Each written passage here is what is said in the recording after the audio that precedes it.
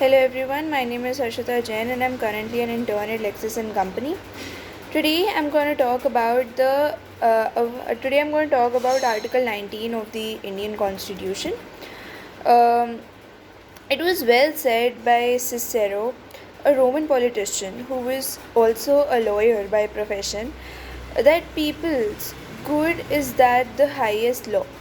The manner during which this will be achieved are often inferred from our constitutional provisions, which demonstrate that if an individual raises their voice against any evil, then everybody will, hear the voice and stand against uh, against that evil to scrap it out from its root. Now, let us have an example for the same. Uh, Compare the past when the women weren't allowed to vote with the present day. Now, in the present time, women are allowed to vote. How does this happen? It happens due to the proper of free speech and expression. The right to free speech and expression has that power through which it can break any sort of giant brick that comes in its way. Other rights that allow or help Indian society develop and progress are supported by freedom of speech and expression, which is additionally a fundamental right. Okay? Article 19 of the Indian Constitution is the right of free speech and expression, and this is a fundamental right. Free speech and expression have always been important throughout history because it facilitates many changes, one among which is that of the French Revolution. Free speech and expression not only includes the proper to precise what one thinks, but it also includes taking note of others. When an individual expresses his or her opinion, it only carries the intrinsic value of that opinion, and being silent their own opinion is an injustice to the essential human rights. The right to precise one's own ideas, thoughts, and opinions freely, be it through writing, printing, gestures, or spoken words, or any other mode, is that the essence of the freedom of speech and expression. It includes the expressions of one's ideas through visible representations like gestures, signs, and other means of communicable medium. It also includes the proper to propagate one's views through medium or uh, through the other channel. This implies that the freedom of the press is additionally included during under this category. Free propagation of ideas is that the necessary objective, and this might be done through the press or the other platforms. The two freedom, that is the freedom of speech and the freedom of expression, have their own respective qualifications.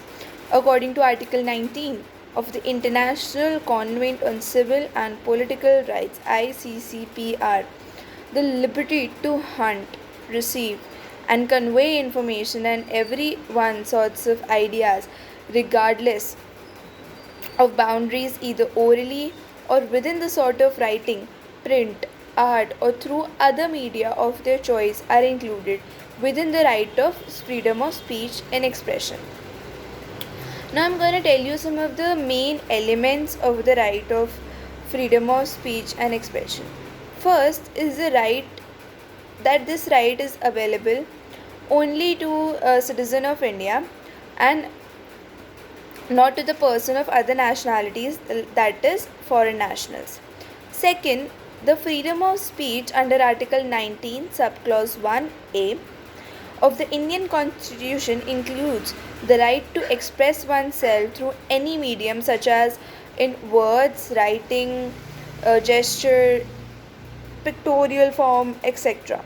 This right is not absolute, which means that the government has the right to make laws and to impose reasonable restrictions in the interest of sovereignty and integrity of India. Friendly relations with foreign states, the security of the state, public order, decency, morality, defamation, and contempt of court and incitement to an offense. Fourth, such a right ought to be implemented as much by the action of the states as by its inaction. Thus, failure on the part of the state to ensure the liberty of right and expression to all or any citizens would also constitute to a violation of Article 19 subclause 1 subsection A of the Indian Constitution. The global coronavirus pandemic has had a life changing impact on people around the globe. Since the virus was first discovered in 2019, it's infected many people. In times of crisis, when there's a threat to public health on this scale, governments are allowed and sometimes required to more restrictive measures than they might in normal times. However, many governments seem to be using coronavirus outbreak as an opportunity to further entrench repressive measures and far overreach the bounds in place under international human rights law on their powers during such times. Increased surveillance, restrictions on free expression and knowledge, and limits on public participation are getting increasingly common. During this pandemic, Article 19 will still challenges, uh, challenge threats to freedom of expression around the globe. We'll be more, this, and there are many other factors to make sure including proper free expression are fully protected in the efforts to combat the virus. So, if there are any doubts, any questions, any comments, do mention them in the comment box. I'll be happy to answer them. Thank you.